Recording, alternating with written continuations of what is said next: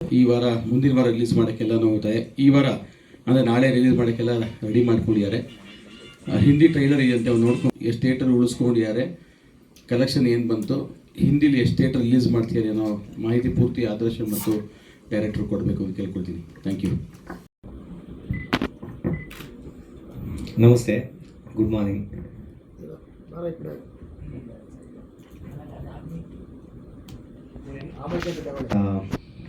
Thank you ಎಲ್ಲ ಬಂದಿದ್ದಕ್ಕೆ. ಮುಂಚೆಯಿಂದನೂ support ಮಾಡ್ಕೊಂಡು ಬಂದಿದ್ದೀರಾ, ಇವತ್ತು ಇದ್ದೀರಾ, ಇನ್ನು ಮುಂದೆನೂ ಇರ್ತೀರ. ಕ್ಯಾಲೆಂಡ್ರ್ ಸಿನಿಮಾ ಟೆಕ್ನಿಕಲಿ ನಾವು 6th ಏಪ್ರಿಲಿಗೆ ಪೇಯ್ಡ್ ಪ್ರೀಮಿಯರ್ ಶುರು ಮಾಡಿದ್ವಿ. ಅಂದರೆ ಶೋಸ್ಗಳು 6th ಏಪ್ರಿಲಿಗೆ ಶುರುವಾಯಿತು. ಇವತ್ತಿಗೆ 18 ದಿನ ಆ್ಯಕ್ಚುಲಿ. ಸೊ ಅದೇ ಬಿಗ್ಗೆಸ್ಟ್ ಅಚೀವ್ಮೆಂಟ್. ಥಿಯೇಟ್ರಲ್ಲಿ 18 ದಿನ ನಡೀತಾ ಇದೆ. 18ನೇ ದಿನ ಇನ್ನೂ ಇರುತ್ತೆ. ನೆಕ್ಸ್ಟ್ ವೀಕ್ಗೂ ನಾವು ಥಿಯೇಟ್ರ್ ಸಿಗ್ತಾ ಇದೆ ಕನ್ನಡ ಸಿನಿಮಾಗೆ. ಸೊ ಒಳ್ಳೆ ರೆಸ್ಪಾನ್ಸ್ ಬಂದಿದೆ, ನೀವು ನೋಡಿರ್ತೀರ. ರಿವ್ಯೂ ಚೆನ್ನಾಗಿದೆ, ಒಳ್ಳೆ ಫೀಡ್ಬ್ಯಾಕ್ ಬಂದಿದೆ. ನೀವುಗಳು ರಿವ್ಯೂಸ್ ಕೊಟ್ಟಿದ್ದೀರಾ, ತುಂಬ ಒಳ್ಳೊಳ್ಳೆ ರಿವ್ಯೂಸ್ ಕೊಟ್ಟಿದ್ದೀರಾ. ಎಲ್ಲ 3.5 4 ಮೇಲೆ ಬಂದಿದೆ. ಸೊ ಅದೇ ನಮಗೆ ಬಿಗ್ಗೆಸ್ಟ್ ಸಕ್ಸಸ್ ಫ್ಯಾಕ್ಟ್ರ್. ಇನ್ನೂ ಥಿಯೇಟರ್ಸಲ್ಲಿ ನಡೀತಾ ಇದೆ. ಸೊ ಫಸ್ಟು ಕೇಳ್ಕೊಳ್ಳೋದು ಆಡಿಯನ್ಸ್ ಇನ್ನೂ ಬಂದು ನೋಡಬೇಕು. ಇನ್ನು ತುಂಬ ಜನಕ್ಕೆ ರೀಚ್ ಆಗಿರಲ್ಲ. ಅಂದರೆ ಆದಷ್ಟು ನಮ್ಮ ಕ್ಯಾಲೆಂಡರ್ ಸಿನಿಮಾ ಅಂತ ಗೊತ್ತಾಗಿದೆ, ಇಡೀ ಕರ್ನಾಟಕ ತುಂಬ ಜನಕ್ಕೆ ಗೊತ್ತಾಗಿದೆ. ಅಂದರೆ ನಿಮಗೂ ಬಂದಿರಬೇಕು, ರೀಚ್ ಅಂತೂ ಆಗಿದೆ. ಸೊ ಸಿನಿಮಾಗೆ ಬರೋರು ಇನ್ನೂ ತುಂಬ ಇದ್ದಾರೆ, ಬಾಕಿ ಇದ್ದಾರೆ. ಸೊ ಅವರೆಲ್ಲ ಇನ್ನೂ ಬಂದು ನೋಡಬೇಕು. ಸೊ ಅದೇ ಕನ್ನಡದಲ್ಲಿ ನಾವು ಈ ಫೀಡ್ಬ್ಯಾಕ್ ಬಂದಿದ್ದರಿಂದ ಹಿಂದಿ ಸಿನಿಮಾನ ನಾವು ಇವತ್ತು ನಾಳೆಯಿಂದ ರಿಲೀಸ್ ಮಾಡ್ತಾಯಿದ್ವಿ. ಸೊ ಅದ್ರ ಟ್ರೈಲರು ಎಲ್ಲ ರೆಡಿ, ಸಿನಿಮಾ ಥಿಯೇಟರ್ಸ್ ಎಲ್ಲ ಸೆಟಪ್ ಆಗಿದೆ. ಬುಕ್ ಮೈ ಶೋ ಅಲ್ಲಿ ಓಪನ್ ಆಗುತ್ತೆ. ಸೊ ನಾಳೆಯಿಂದ ಹಿಂದಿ ಆ್ಯಡ್ ಆಗ್ತಾಯಿದೆ. ಸೊ ಇನ್ನು ರಿವ್ಯೂ ತಮಗೆ ಎಲ್ಲ ಗೊತ್ತು, ಸಿನಿಮಾ ನೋಡಿದ್ದೀರಾ. ನಾನು ಸಿನಿಮಾ ಬಗ್ಗೆ ಜಾಸ್ತಿ ಹೇಳಬೇಕಾಗಿಲ್ಲ. ವುಮೆನ್ ಸೆಂಟ್ರಿಕ್ ಸಿನಿಮಾ, ಒಂದು ಯೂನಿವರ್ಸಲ್ ಸಬ್ಜೆಕ್ಟು, ಹೆಲ್ತ್ ರಿಲೇಟೆಡು. ಒಂದು ತಾಯಿತನ, ಒಂದು ವುಮೆನ್ನು ಅಂದಾಗ ಅದೇನೋ ಒಂದು ಡೈಲಾಗ್ ಇದೆ, ಯತ್ನ ನಾರ್ಯಸ್ತು ಪೂಜ್ಯಸ್ತೆ ರಮಂತೆ ತತ್ರ ದೇವತ. ಸೊ ರಮಂತೆ ತತ್ರ ದೇವತ. ಸೊ ಅಂದರೆ ಒಂದು ಹೆಣ್ಣಿನ ಮಹಿಮೆ ಏನು ಅಂತ ನಾವು ಆ ಸಿನಿಮಾದಲ್ಲಿ ತೋರಿಸಿದ್ವಿ. ಸೊ ತಾವೆಲ್ಲರೂ ತಮ್ಮ ಮೂಲಕ ಕೇಳ್ಕೊಳ್ಳೋದು, ಆಡಿಯನ್ಸ್ ಅವರು ಇನ್ನೂ ನೋಡ್ದಿಲ್ಲಿರೋರು ಬಂದು ನೋಡಬೇಕು, ಹೆಚ್ಚಿನ ಸಂಖ್ಯೆಯಲ್ಲಿ ಬಂದು ನೋಡಬೇಕು. ಒಂದು ಒಳ್ಳೆ ಕಂಟೆಂಟ್ ಸಿನಿಮಾ ಅಂತ ನಮಗೆ ಫೀಡ್ಬ್ಯಾಕ್ ಸಿಕ್ಕಿದೆ, ನಾನು ಹೇಳೋದ್ರ ಬದಲು. ಸೊ ಇಷ್ಟು ಹೇಳೋಕ್ಕೆ ಇಷ್ಟಪಡ್ತೀನಿ. ಇನ್ನು ನಂಬರ್ಸ್ ಎಲ್ಲ ಕೇಳ್ತಾ ಇದ್ರಿ, ಆಬ್ವಿಯಸ್ಲಿ ನಂಬರ್ಸ್ ಕೇಳ್ತೀರಾ. ಸೊ ಇನ್ನೂ ನಾನು ಆ್ಯಕ್ಚುಲಿ ಫ್ರ್ಯಾಂಕ್ಲಿ ಸ್ಪೀಕಿಂಗ್ ಇನ್ನೂ ಬಿಲ್ಲೇ ಮಾಡಿಲ್ಲ. So will definitely as a CA ಒಂದು ಕ್ಯಾಲ್ಕುಲೇಟೆಡ್ ಎಫರ್ಟ್ಸ್ ಇದು. We are not going to make we are going to make profit for sure. So with considering OTT ಮತ್ತು TV rights ಮತ್ತು distribution ಎಲ್ಲನೂ ತೊಗೊಂಡ್ರೆ box office. So OTTದು ಮತ್ತು TV rights, satellite rights ನಡೀತಾ ಇದೆ ಮಾತುಕತೆ 2-3 ಕಡೆ. So content plus artist plus ನಮ್ಮ ಡಿಸ್ಟ್ರಿಬ್ಯೂಷನ್ನು ಬಿಗ್ಗೆಸ್ಟ್ ಸಪೋರ್ಟ್ ಹೊಂಬಾಳೆ ಅವ್ರ ಕಡೆ ಇರೋದ್ರಿಂದ. So we are going to make profit for sure, and that's a big achievement. ಇಷ್ಟು ಹೇಳೋಕ್ಕೆ ಇಷ್ಟಪಡ್ತೀನಿ. Thank you. ಮೀಡಿಯಾ ಕಡೆಯಿಂದ ನಮಗೆ ತುಂಬ ದೊಡ್ಡ ಸಪೋರ್ಟ್ ಸಿಕ್ಕಿದೆ. ಬೇಸಿಕಲಿ ಎಲ್ಲ ಮಾಧ್ಯಮದವರು ಒಳ್ಳೆ ರಿವ್ಯೂ ಕೊಟ್ಟಿದ್ದಾರೆ. ಸೊ ನಮಗೆ ಏನಾಗಿದೆ ಅಂದರೆ ಇನ್ನೂ ಆಡಿಯನ್ಸ್ ಬಂದು ಸಿನಿಮಾನ ಮನೆಗೆ ತೊಗೊಂಡು ಹೋಗಬೇಕು ಅನ್ನೋದು ಉದ್ದೇಶ. ಅದರಲ್ಲಿರೋ ಮೆಸೇಜನ್ನು ಮನೆಗೆ ಅಡಾಪ್ಟ್ ಮಾಡಬೇಕು ಮತ್ತು ಅವ್ರ ಲೈಫಲ್ಲಿ ಅಡಾಪ್ಟ್ ಮಾಡ್ಕೊಬೇಕು ಅನ್ನೋದು ನಮ್ಮ ಉದ್ದೇಶ. ಸೊ ಅದು ಇನ್ನೂ ಬಹಳಷ್ಟು ಕಡೆಗೆ ರೀಚ್ ಆಗಬೇಕು. So we come out with Hindi.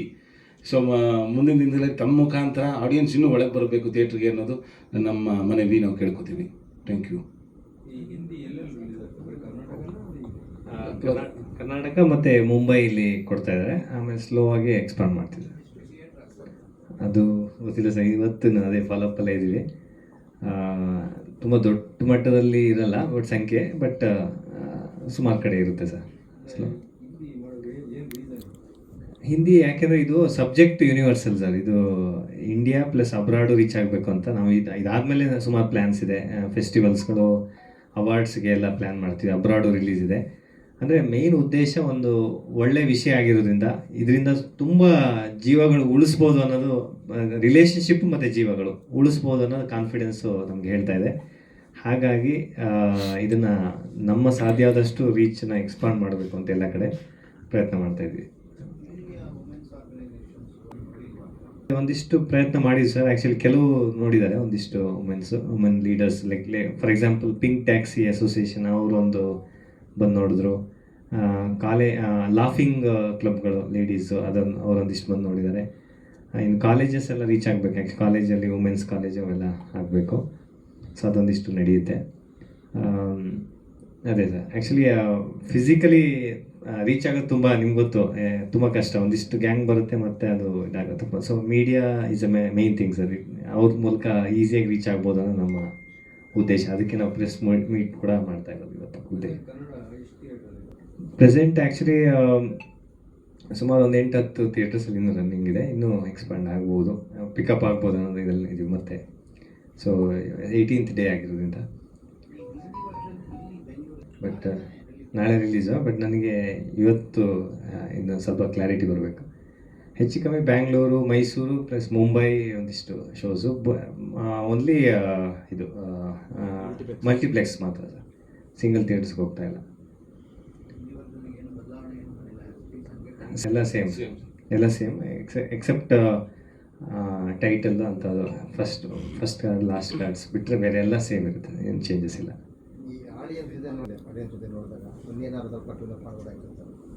ಹಾಗೇನು ಅನಿಸಿಲ್ಲ. ಆ್ಯಕ್ಚುಲಿ ನಾವು ಈ ಚರ್ಚೆಗಳು ಸ್ಕ್ರಿಪ್ಟ್ ಲೆವೆಲಲ್ಲಿ ತುಂಬ ಮಾಡಿದ್ವಿ. ತುಂಬ ಅಂದರೆ ಆಲ್ಮೋಸ್ಟ್ 1 year ಮಾಡಿದ್ವಿ. ಈ ಸ್ಟೋರಿನ ಬೇರೆ ಯಾವ ಥರನೂ ತೊಗೊಂಡೋಗಕ್ಕೆ ಆಗ್ತಿರ್ಲಿಲ್ಲ. ಬಿಕಾಸ್ ಆ ಇನ್ಸಿಡೆಂಟ್ಸ್ಗಳು ನಾವು ಎಕ್ಸ್ಟ್ರೀಮಾಗಿ ತೋರಿಸ್ಲೇಬೇಕು. ಸೊ ಎಕ್ಸ್ಟ್ರೀಮಾಗಿ ತೋರಿಸ್ಬೇಕಂದ್ರೆ ನನ್ನ ಲುಕ್ ಇರ್ಬೋದು, ಡ್ರಿಂಕ್ಸ್ ಇರ್ಬೋದು. ಸುಮಾರು ಜನ ಡ್ರಿಂಕ್ಸ್ ಜಾಸ್ತಿ ಇದೆ ಅಂತ ಕಂಪ್ಲೇಂಟ್ ಮಾಡಿದ್ರು.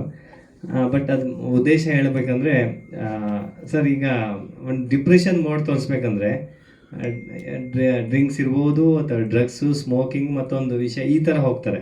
ಸೊ ನಾವು ಬೇರೆ ಎರಡು ಬಿಟ್ಟು ಬರೀ ಡ್ರಗ್ಸ್ ಅವೆಲ್ಲ ಯಾವುದು ಬೇಡ. ಬಿಕಾಸ್ ದಟ್ಸ್ ನಾಟ್ ಇದು. ಇವನ್ ಡ್ರಿಂಕ್ಸ್ನು ಪ್ರಮೋಟ್ ಮಾಡೋಕ್ಕಾಗಲ್ಲ, ಬಟ್ ಎಕ್ಸ್ಟ್ರೀಮ್ ತೋರಿಸ್ಲೇಬೇಕಾಗತ್ತೆ. ಪ್ರಾಬ್ಲಮ್ ತೋರಿಸ್ಬೇಕಂದ್ರೆ ಎಕ್ಸ್ಟ್ರೀಮ್ ತೋರಿಸ್ಲೇಬೇಕಾಗುತ್ತೆ. ಹಾಗಾಗಿ ಆ ಕ್ಯಾರೆಕ್ಟರ್ ಓಪನಿಂಗ್ ಹೇಗಾಗುತ್ತೆ ಎಲ್ಲನೂ ಎಕ್ಸ್ಟ್ರೀಮೇ ಇದೆ ಸರ್. ನೀವು ಜಗಳ ಆದಾಗ ಇನ್ಸಿಡೆಂಟ್ಸ್ ಆಗೋದು ಪ್ರತಿಯೊಂದು ಎಕ್ಸ್ಟ್ರೀಮ್ ತೋರಿಸ್ಲೇಬೇಕು. ಇಲ್ಲಾಂದರೆ ಅದಕ್ಕೆ ಫೈನಲ್ ನಿಮಗೆ ಕನ್ಕ್ಲೂಷನ್ ಕೊಡೋಕ್ಕೆ ಆಗಲ್ಲ.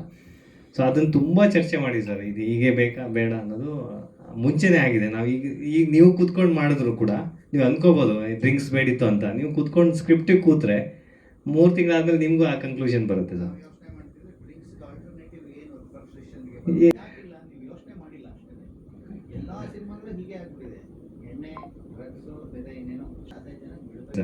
ಪರ್ಫಾರ್ಮೆನ್ಸ್ ವಿಷಯದಲ್ಲಿ ಸ್ಟೋರಿ ಮೇಕಿಂಗು ಜೊತೆಗೆ ರಿವ್ಯೂ ಜೊತೆಗೆ ಕಲೆಕ್ಷನ್ ಜೊತೆಗೆ ಎಲ್ಲನೂ ಬೆಟರ್ ಆಗ್ತಾ ಹೋಗಿದೆ.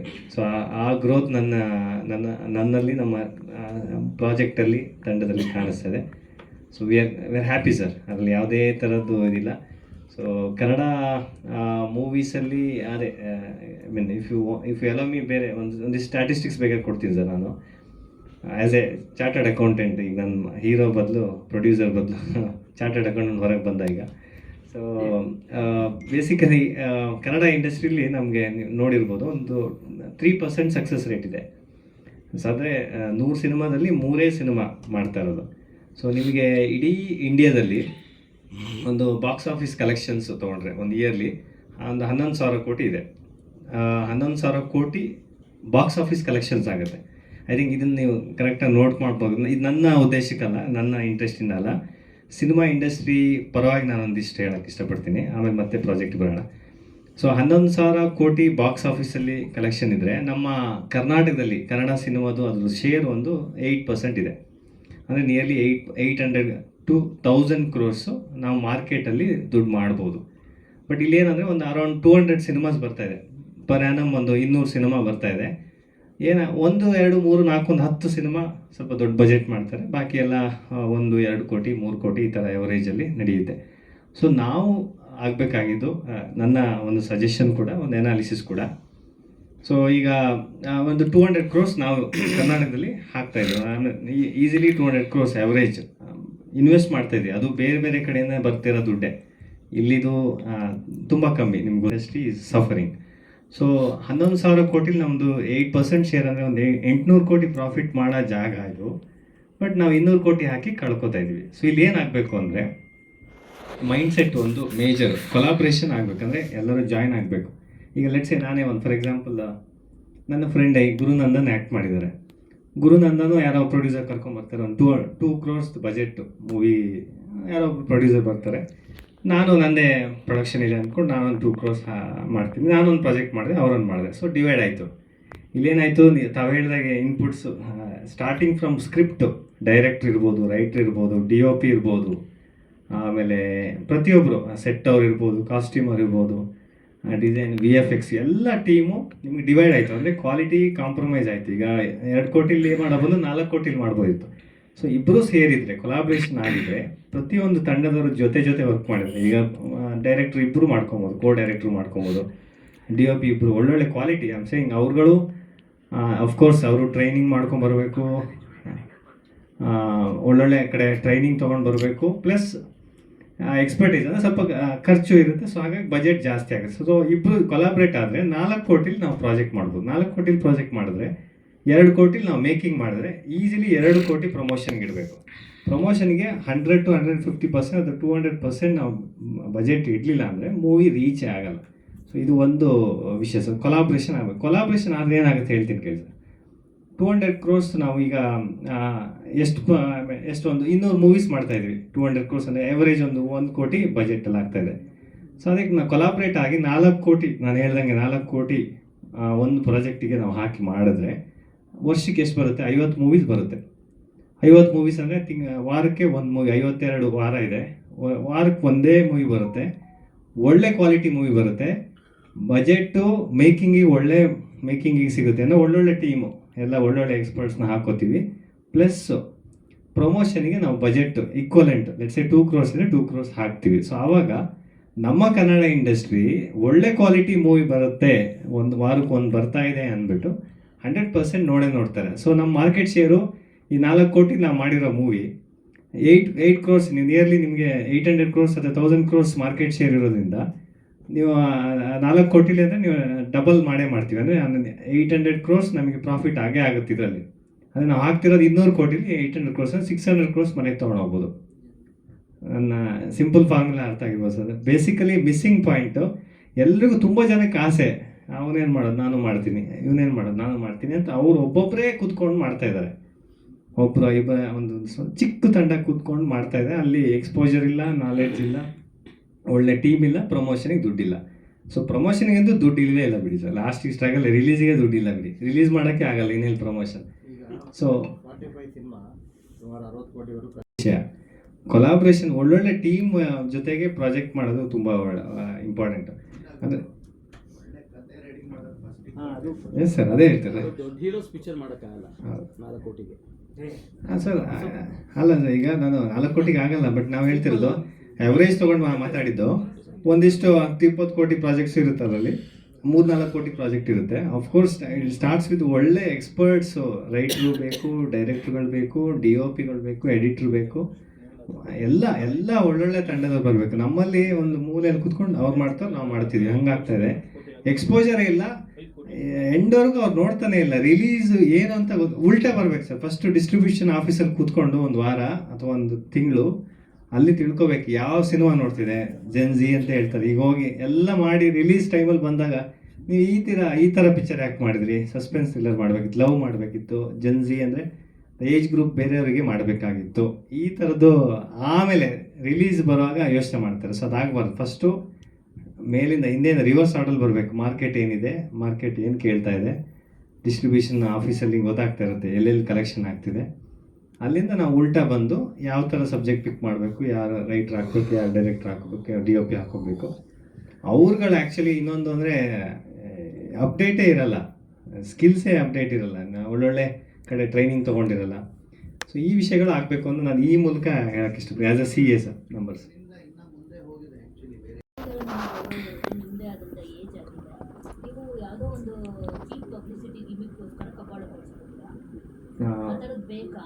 ಇಲ್ಲ, ನಾನೇ ಅದಕ್ಕೆ ಹೇಳ್ತೀನಿ, ಉತ್ತರ ಕೊಡ್ತೀನಿ ಮೇಡಮ್. ಬೇಸಿಕಲಿ ಇವೆಲ್ಲ ತುಂಬ ಚರ್ಚೆ ಮಾಡಿದ್ವಿ ಆ್ಯಕ್ಚುಲಿ ಈ ವಿಷಯದಲ್ಲಿ, ಇದು ಯಾಕೆ ಏನು ಅಂತ. ಸೊ ಬೇಸಿಕಲಿ ಈ ರಿಯಾಕ್ಷನ್ಸ್ ತೋರಿಸಿದ ಅದೇ ಉದ್ದೇಶ. ನಾವೆಲ್ಲ ಬಂದಿರೋದೇ ಏನಾದ್ರು ಒಂದು ಒಳ್ಳೆ ಒಂದು ಹೆಸರು ಮಾಡಬೇಕು ಅಂತ. ಇಲ್ಲಾಂದರೆ ಈ ಥರದ್ದೆಲ್ಲ ನಾವು ಪಿಕ್ಚರ್ ಮಾಡಬೇಕು, ಈ ಥರ ಸಬ್ಜೆಕ್ಟ್ ಚೂಸ್ ಮಾಡೋ ನೆಸೆಸಿಟಿ ಇರಲಿಲ್ಲ. ವಿಷಯ ಹೇಳ್ತೀನಿ.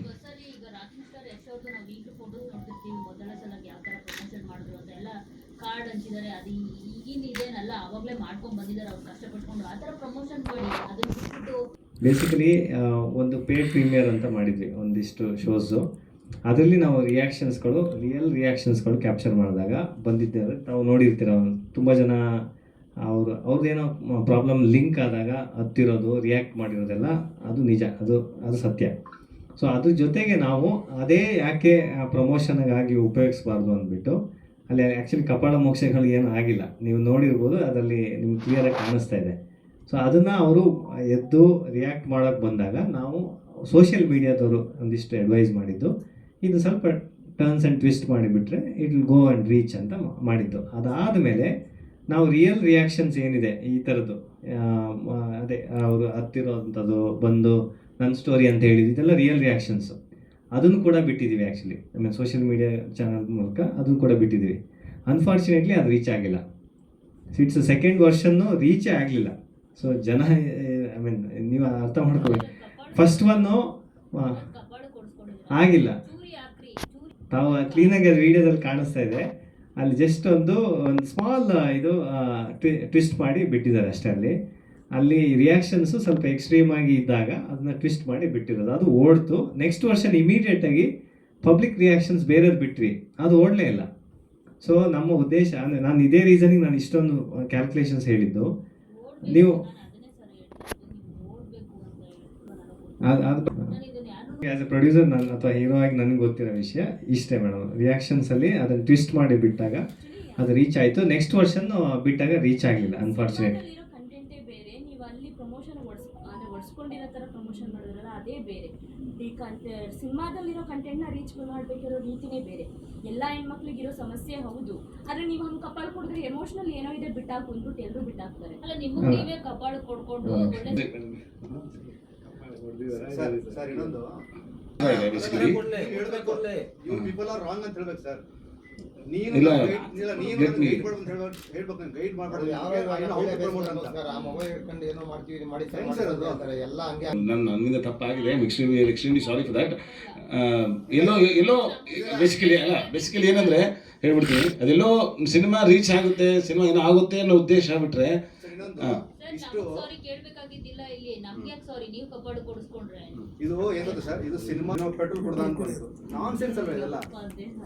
ಇಷ್ಟು ಕಷ್ಟಪಟ್ಟು ಪ್ರೆಸ್ ಮೀಟ್ ಮಾಡ್ತೀರಿ, ಎಲ್ಲೋ ಅರೇಂಜ್ಮೆಂಟ್ ಮಾಡ್ತೀರಿ, ಇದು ವರ್ಕ್ ಆಗಲ್ಲ ಸರ್. ಇನ್ನೊಂದು ಮೆಸೇಜ್ ಹೋಗುತ್ತೆ, ಎಲ್ಲ ಪಬ್ಲಿಕ್ ಬಂದು ಕಪಾಳ ಕೊಡೋದು ಥರ ಆಗುತ್ತೆ ನೀವು ಮಾಡ್ತಾರೆ. ಬಟ್ ಅದಕ್ಕೆ ಕ್ಲಾರಿಟಿ ಕೊಡೋಕ್ಕೆ ಹೊರಡ್ತಾ ಇದ್ವಿ. ಅಲ್ಲಿ ಕಪಾಳ ಮೋಕ್ಷ ಡೈರೆಕ್ಟಾಗಿ ನಡೆದಿಲ್ಲ. ಸೊ ಸೋಷಿಯಲ್ ಮೀಡಿಯಾದಲ್ಲಿ ಸ್ವಲ್ಪ ಟ್ವಿಸ್ಟ್ ಮಾಡಿ ಬಿಟ್ಟಿದ್ದಾರೆ.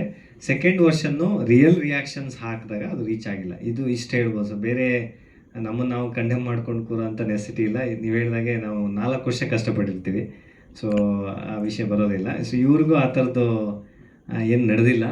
ಬಟ್ ಈ ಪ್ರಮೋಷನ್ ಅಂತ ಬಂದಾಗ ಈ ಥರ ಟ್ವಿಸ್ಟ್ ಮಾಡೋದು ಓಕೆ ಅಂತ ಹೇಳಿದ್ರು, ಅದು ಮೇ ಬಿ ನಮ್ಮ ಕಡೆಯಿಂದ ಆ ವಿಷಯ ಡಿಸಿಷನ್ ತಪ್ಪಾಗಿರ್ಬೋದು. ಬಟ್ ಅದಾದ ತಕ್ಷಣ ರಿಯಲ್ ರಿಯಾಕ್ಷನ್ಸ್ ಬಿಟ್ಟಿದ್ದೀವಿ ಸರ್. ನಮ್ಮೆಲ್ಲರ ಪ್ರಶ್ನೆಯಲ್ಲಿ ಪ್ರೀತಿ, ಕಾಳಜಿ, ರೆಸ್ಪೆಕ್ಟ್ 100% ಗೊತ್ತಾಗಿದೆ. ಸೊ ನೀವು ಹೇಳಿದಾಗ ಅದೇ ಈ ಸಬ್ಜೆಕ್ಟ್ ಇಟ್ಕೊಂಡು ನಾವು ಆ ಥರ ಮಾಡೋ ನೆಸೆಸಿಟಿ ಇಲ್ಲ. ಸೊ ಅದಕ್ಕೆ ನಾನು ಹೇಳಿದ್ದು, ಒಂದಿಷ್ಟು ಪ್ರಮೋಷನ್ಗೆ ಬಜೆಟ್ ತುಂಬ ಕೇಳುತ್ತೆ, ತುಂಬ ಅಂದರೆ ಎಂಡ್ಲೆಸ್ ಇದು. ಇಟ್ಸ್ ಲೈಕ್ ನಮ್ಮ ಟೀಮ್ನವ್ರು ಹೇಳ್ತಿರ್ತಾರೆ, ನೀವು ಏನೇ ಮಾಡಿದ್ರು ಒಂದು ಸ್ಪೂನಲ್ಲಿ, ಸಮುದ್ರದಲ್ಲಿ ಒಂದು ಸ್ಪೂನಲ್ಲಿ ನೀರು ತೊಗೊಂಡಂಗೆ. ಅಂದರೆ ಯಾವುದೋ ಒಂದು ಚಿಕ್ಕ ಕಾಲೇಜಿಗೆ ಹೋಗಿ ಒಂದೇನೋ ಪ್ರಮೋಷನ್ ಮಾಡಿದ್ರೆ ಒಂದು ಸ್ಪೂನಲ್ಲಿ ನೀರು ತಂದರೆ ಅಷ್ಟೇ ಆಗ್ತಾ ಇರುತ್ತೆ, ಅಂದರೆ ಅದು ಸಾಕಾಗಲ್ಲ ಅಷ್ಟು. You all have told us. I think we should make a correction. It will not happen in the future, I can assure you. And please encourage that this movie does well. Thank you.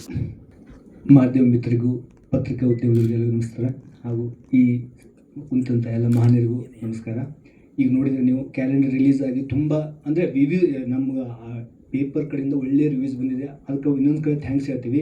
ಯಾಕೆ ಜನ ಏನೇ ಹೇಳಿ ನೋಡಿದವರೆಲ್ಲ ಒಳ್ಳೆ film ಮಾಡಿದ್ರೆ ಅನ್ನೋ ಒಂದು ತೃಪ್ತಿ ನಮಗಿದೆ. ಯಾಕೆ ಕೆಲವು ನೋಡ್ತಾರೆ, ಕೆಲವು ನೋಡಲ್ಲ. ಅದು ಈಗ 17ನೇ ದಿವಸ ರನ್ನಿಂಗ್ ಆಗ್ತಾ ಇದೆ, ಮುಂದೆ 3ನೇ ವಾರನೂ ಹೋಗೋ ಒಂದು ಕಂಡೀಷನ್ ಇದೆ. ಅದು ಆ ಉದ್ದೇಶದಿಂದ ಒಂದು ಖುಷಿ ಸಂತೋಷದಿಂದ ನಾವು ಹಿಂದಿ ವರ್ಷನ್ನ ರಿಲೀಸ್ ಮಾಡೋಕೆ ಓಡಾಡ್ತಾ ಇದ್ದೀವಿ. ಇದೇ ಥರ ಸಹಕಾರ ಈಗೇನು ಕನ್ನಡ ಫಿಲ್ಮ್ಗೆ ನೀವು ಸಹಕಾರ ಕೊಟ್ಟಿದ್ದೀರಾ, ಅದೇ ಥರ ರಿವ್ಯೂಸ್ ನಮ್ಮ ಹಿಂದಿ ವರ್ಷನ್ ಕೊಟ್ಟರೆ ನಮ್ಮ ಫಿಲ್ಮ್ ಎಲ್ಲೋ ಕೊಟ್ಟು ನಮ್ಮ ಉದ್ದೇಶ ಏನಂದರೆ ಒಳ್ಳೆ ಮೆಸೇಜ್ನ ಜಗತ್ತು ತುಂಬ ಪ್ರಚಾರ ಮಾಡಿದಾಗ ಪ್ರತಿಯೊಬ್ಬರಲ್ಲೂ ಮನೆಯಲ್ಲೂ ಈ ಸಮಸ್ಯೆ ಇದೆ, ಅದನ್ನು ಪ್ರತಿಯೊಂದು ಮನೆಗೂ ರೀಚ್ ಆಗಲಿ ಅನ್ನೋ ಉದ್ದೇಶದಿಂದ ನಾವು ಪಬ್ಲಿಸಿಟಿ ಮಾಡ್ತೀವಿ. ದುಡ್ಡು ಒಂದೇ ಅಲ್ಲ, ಮತ್ತು ಈ ಫಿಲಿಮ್ ಇಷ್ಟು ಚೆನ್ನಾಗಿ ಬರಲಿಕ್ಕೆ ಅನ್ನೋ ಉದ್ದೇಶ. ಯಾಕಂದ್ರೆ ನಾನು ಇದಕ್ಕೆ ಕೋ-ಡೈರೆಕ್ಟರ್ ಕಮ್ 1 ವರ್ಷ ಎಡಿಟಿಂಗ್ ಕೂಡ ಮಾಡಿದ್ದೀನಿ. ನಮ್ಮ ಡೈರೆಕ್ಟರ್ ಮತ್ತು ನಾಯಕ ನಟರ ಒಂದು ಶ್ರಮದಿಂದ ಇಷ್ಟು ಜನ ಬಂದೆ. ನಮ್ಮ ಇವ್ರ ಬಗ್ಗೆ ಹೇಳಬೇಕು ನಾನು, ಯಾಕಂದರೆ ಇವ್ರ ಬಗ್ಗೆ ಆಸಕ್ತಿ ಫಿಲ್ಮ್ ಬಗ್ಗೆ ತುಂಬ ಇದೆ.